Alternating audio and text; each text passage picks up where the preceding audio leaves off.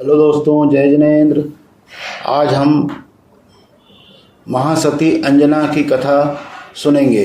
संसार के अत्यंत दुखमयी प्रसंगों में जब ऊपर आकाश और नीचे पाताल जैसी परिस्थिति हो, तब भी जीव को धर्म और धर्मात्मा कितने अचिंत्य शरण रूप होते हैं, उसकी महिमा बताने वाली सती अंजना के जीवन का एक प्रसंग है। 22 वर्ष तक पति पवनजय से बिछड़ी हुई होने पर भी गर्भवती जानकर सती अंजना को जिस समय सासू केतुमती ने कलंकनी समझकर क्रूरता पूर्वक राज्य से निकाल दिया और उसके बाद पिता के घर में भी उसे आश्रय नहीं मिला, उस समय किसी ने भी अंजना को शरण नहीं दी। तब पूरे संसार से उदास हुई वह सती अपनी एक सखी के साथ वन की ओर जाती हुई कहती है, चलो सखी, अब वहाँ चलें जहाँ मुनियों का वास हो। हे सखी, इस संसार में अपना कोई नहीं है। श्री देव गुरु धर्म ही अपने सच्चे माता पिता है, उनकी ही सदा शरण है। वाक से भयभीत हिरणी के समान अंजना अपनी सखी के साथ वन में जा रही है। वनवासी मुनिराजों को याद करती जा रही है और चलते चलते जब थक जाती है तब बैठ जाती है।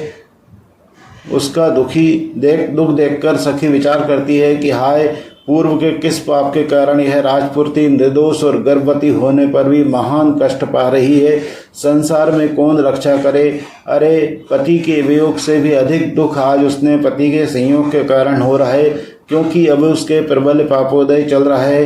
अतः तभी सहयोग करने वाले उसे प्रताड़ित कर रहे हैं। इसलिए तो पवनजय और अंजना के मिलन का समाचार सास ससुर एवं माता पिता आदि किसी को भी नहीं मिला। अतः हम खोटे कर्म करते समय यह नहीं भूलते हैं कि कर्मों का फल तो सभी को भोगना पड़ेगा, चाहे वह तद्भव मोक्षगामी हनुमान की माता ही क्यों न हो। अरे, दुर्भाग्य की इस घड़ी में भी एकमात्र धर्म ही इस शीलवती को शरण है। जब पूर्व कर्म का उदय हो तब धैर्य पूर्वक धर्म सेवन ही शरणभूत है, कोई दूसरा नहीं। उदास अंजना वन में अत्यंत विलाप कर रही है, साथ ही अंजना की सखी भी रो रही है। अरे, उस निर्जन वन में अंजना और सखी का विलाप इतना करुण था कि उन्हें देखकर आसपास में रहने वाली हिरणियां भी उदास हो गई। बहुत देर तक उनका रुदन चलता रहा। अंत में विलक्षण प्रतिभा संपन्न सखी ने धैर्यपूर्वक अंजना को हृदय से लगाकर कहा, हे सखी, शांत हो, रुदन छोड़ो, अधिक रोने से क्या होगा। तुम जानती हो, इस संसार में जीव का कोई शरण नहीं। यहाँ तो सर्वज्ञ निर्ग्रंथ वीतराग गुरु और उनके द्वारा कहा गया धर्म ही है। यही सच्चे माता पिता और बांधव हैं, यही शरणभूत है। तुम्हारी आत्मा ही तुम्हें शरणभूत है, वही सच्चा रक्षक है और इस संसार से अन्य कोई शरणभूत नहीं है। इसलिए हे सखी, ऐसे धर्म चिंतन के द्वारा तू चित्त को स्थिर कर और शांत हो। हे सखी, इस संसार में पूर्व कर्म के अनुसार संयोग होता ही है, उसमें हर्ष शोक क्या करना। जीव सोचता कुछ है और होता कुछ है, संयोग वियोग इसके अधीन नहीं है। यह तो सब कर्म की विचित्रता है। इसलिए हे सखी, तू व्यर्थ ही दुखी ना हो। दुख छोड़कर धैर्य से अपने मन को भेद ज्ञान पूर्वक वैराग्य में दृढ़ हो। ऐसा कहकर स्नेह पूर्वक सखी ने अंजना के आंसू पोंछे। सती अंजना का चित्त शांत हुआ और वह वीतरागी ज्ञात भावना बहाने लगी। कर्मोदय के विविध फल जिनदेव देव कहे, वे मुझ स्वभाव से भिन्न है, मैं एक गायक भाव हूँ। सखी ने अंजना के हितार्थ आगे कहा, हे देवी, चलो इस वन में जहाँ हिंसक प्राणियों का भय न हो, ऐसा स्थान देकर किसी गुफा को साफ करके वहाँ रहेंगे। यहाँ शिव, बाघ और सर्पों का डर है। सखी के साथ अंजना जैसे जैसे चलती है, सधर्मी के स्नेह बंधन से सखी उसकी छाया की तरह उसके साथ चलती रहती है। अंजना अचानक वन में भय से डर रही थी। उस समय उसका हाथ पकड़ सखी कहती है, अरे मेरी बहन, तू डर मत, मेरे साथ चल। सखी का मजबूती से हाथ पकड़कर अंजना चलने लगी। थोड़ी दूर पर एक गुफाई दिखाई दी। सखी ने कहा, वहाँ चलते हैं। लेकिन अंजना ने कहा, हे सखी, अब मेरे तो एक कदम भी चलने की हिम्मत नहीं है, अब तो मैं थक गई हूँ। सखी ने अत्यंत प्रेम पूर्वक शब्दों से उसे धैर्य बंधाया और स्नेह से उसका हाथ पकड़कर गुफा के द्वार तक ले गई। दोनों सखी अत्यंत थकी हुई थी। बिना विचारे ही गुफा के अंदर जाने में खतरा है, ऐसा विचार करके थोड़ी देर ही बाहर बैठ गई। लेकिन जब दोनों ने गुफा में देखा तो गुफा का दृश्य देखते ही दोनों सखी आनंद विभूत होकर आश्चर्यचकित हो गई। उन्होंने गुफा में ऐसा क्या देखा था। अहो, उन्होंने देखा कि गुफा के अंदर एक वीतरागी मुनिराज ध्यान में विराजमान है। चाण रिद्धिधारी के धारक इन मुनिराज का शरीर निश्चल है, मुद्रा परम शांत है और समुद्र के समान गंभीर है, आंखें अंतर में झुकी हुई है। आत्मा का जैसा यथार्थ स्वरूप जिन शासन में कहा है वैसा ही उनके ध्यान में आ रहा है। पर्वत जैसे अडोल हैं, आकाश जैसे निर्मल हैं और पवन जैसे असंगी हैं, अप्रमत्त भाव में विराज रहे हैं और सिद्ध के समान आत्मिक आनंद का अनुभव कर रहे हैं। गुफा में एकाएक ऐसे मुनिराज को देखते ही दोनों की खुशी का पार नहीं रहा। अहो धन्य मुनिराज, ऐसा कहती हुई हर्षपूर्वक वे दोनों सखी मुनिराज के पास गई। मुनिराज की वीतरागी मुद्रा देखते ही वे जीवन के सर्व दुखों को भूल गई। भक्ति पूर्वक 3 प्रदक्षिणा देकर हाथ जोड़कर नमस्कार किया। ऐसे वन में मुनि जैसे परम बहादुर मिलते ही दोनों के खुशी से आंसू निकलने लगे और नजरें मुनिराज के चरणों में रुक गई। तब वे हाथ जोड़कर गदगद भाव से मुनिराज की स्तुति करने लगी। हे मुनिवर, हे कल्याण रूप, आप संसार को छोड़कर आत्महित की साधना कर रहे हो। जगत के जीवों में भी आप परम हितैषी हो। अहो आपके दर्शन से हमारा जीवन सफल हुआ। आप महाक्षमावंत हो, परम शांति के धारक हो। आपका व्यवहार जीवों का कल्याण का कारण है। ऐसी विनय पूर्वक स्तुति करके उन मुनिराज के दर्शन से उनका सारा भय एवं दुख दूर हो गया और उनका चित्त अत्यंत प्रसन्न हुआ। ध्यान टूटने पर मुनिराज ने परम शांत अमृतमय वचनों से धर्म की महिमा बताकर उनको धर्म साधना में उत्साहित किया और अवधि ज्ञान मुनिराज से अंजना के उदर में स्थित चरम शरीरी हनुमान के वृतांत सहित पूर्व में अंजना द्वारा जिन प्रतिमा का अनादर करने से इस समय अंजना के ऊपर यह कलंक लगा है, यह बताते हुए कहा, हे पुत्री, तू भक्ति पूर्वक भगवान जिनेन्द्र और जैन धर्म की आराधना कर।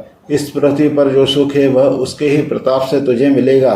अतः हे भव्य आत्मा, अपने चित्त में से खेद को दूर करो और प्रमाद रहित होकर धर्म में मन लगाओ। आहा, अंजना को मुनिराज के दर्शन से जो प्रसन्नता हुई उसका वर्णन नहीं किया जा सकता। आनंद से उसके नेत्र पलक झपकना भूल गए।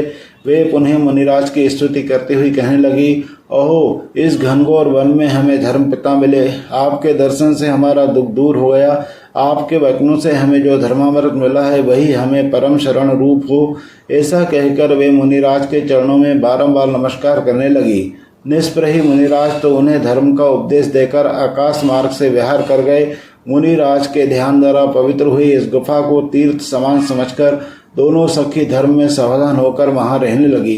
कभी वह जिन भक्ति करती, कभी मुनिराज को याद करके वैराग्य से शुद्धात्म तत्व की भावना भाती।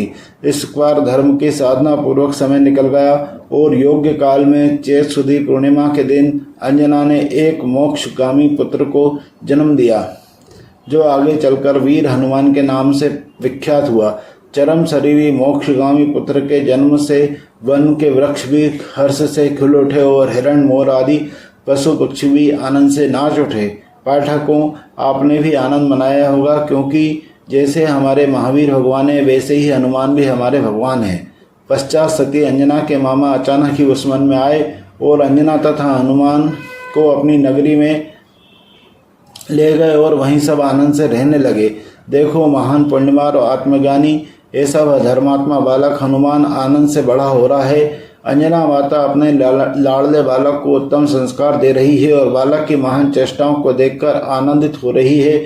ऐसे अद्भुत प्रतापी बालक को देखकर जीवन के सभी दुखों को वह भूल गई है और आनंद से निज गुणों में चित्त लगाकर जिन भक्ति करती रहती है तथा हमेशा वनवास के समय गुफा में देखे उन मुनिराज को बारंबार याद करती है। बालक हनुमान भी रोज माता के साथ जिन मंदिर जाता है वह वहाँ देव शास्त्र गुरु की पूजा करना सीख रहा है और मुनियों के संग को देखकर आनंदित होता है। एक बार हनुमान ने अंजना से पूछा, बेटा हनुमान, तुम्हें क्या अच्छा लगता है? हनुमान कहते हैं, माँ, मुझे तो एक तुम अच्छी लगती हो, दूसरा आत्मा का सुख अच्छा लगता है। माँ कहती है, अरे बेटा, मुनिराज ने कहा है कि तुम चरम शरीर हो, इसलिए तुम तो इस भाव में ही मोक्ष सुख प्राप्त करोगे और भगवान बनोगे। हनुमान कहते हैं, अहो धन्य है वे मुनिराज, धन्य है। हे माता, जब मुझे तुम्हारे जैसी माता मिली तब मैं फिर दूसरी माता का क्या करूँगा। और तुम भी इस भाव में आर्यकर व्रत धारण करना और स्त्री पर्याय को छेदन करके शीघ्र ही अनंत भाव का अंत करके मोक्ष प्राप्त करना। अंजना कहती है, वाह बेटा, तुम्हारी बात सत्य है। सम्यक्त के प्रताप से अब फिर कभी यह निंद स्त्री पर्याय नहीं मिलेगी। अब तो संसार दुखों का अंत नजदीक आ गया है। बेटा, तुम्हारा जन्म होने से लौकिक दुख टल गए और अब संसार दुख भी जरूर दूर हो जाएगा। हनुमान कहते हैं, हे माता, संसार का संयोग वियोग कितना विचित्र है और जीवों के प्रीति अप्रीति के परिणाम भी कितने चंचल और अस्थिर हैं। एक क्षण में जो वस्तु प्राणों से प्रिय लगती है, दूसरे ही क्षण वह वस्तु उतनी ही अप्रिय हो जाती है और बाद में वही वस्तु फिर से प्रिय लगने लगती है।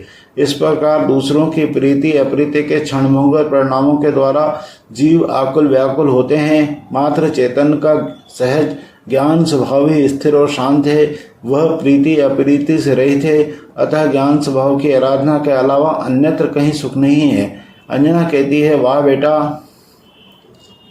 तुम्हारी वज्रवाणी सुनकर प्रसन्नता होती है। जिन धर्म के प्रताप से हम भी ऐसी ही आराधना कर रहे हैं, जीवन में सब कुछ देखा, इसी प्रकार दुखमय संसार को भी जान लिया।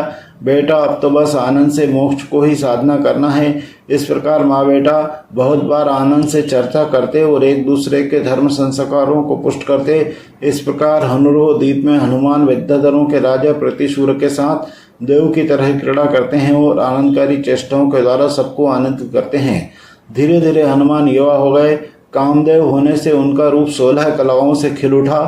भेद ज्ञान की वितरागी विद्या तो उनमें थी ही, पर आकाशगामी विद्या आदि अनेक पुण्य विद्याएं भी उनको सिद्ध हुई। वे समस्त जिन शास्त्रों के अभ्यास में निपुण हो गए, उन्हें रत्नात्रय की प्रति परम प्रीति थी। देवशास्त्र गुरु की उपासना वे सदा तत्पर रहते थे।